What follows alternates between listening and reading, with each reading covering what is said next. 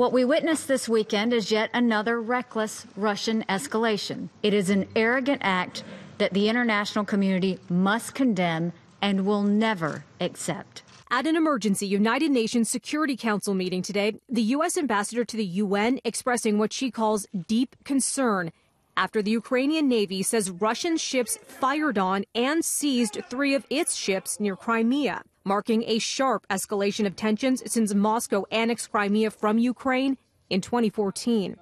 Russia is ignoring Western calls to release the Ukrainian ships and their crews, claiming the vessels had illegally entered its territorial waters. Moscow also accusing Ukraine of plotting with its Western allies to provoke a conflict.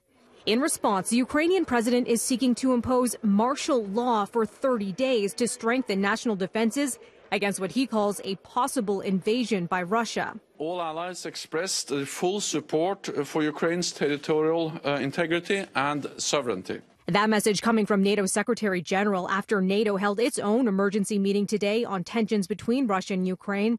We're also hearing from European Council President Donald Tusk, who tweeted Europe will stay united in support of Ukraine. As for Canadian reaction, Minister of Foreign Affairs Chrystia Freeland tweeted that Canada condemns Russian aggression towards Ukraine in the Kerch Strait. We call on Russia to immediately de-escalate, release the captured vessels, and allow for freedom of passage. Canada is unwavering in its support for Ukraine's sovereignty.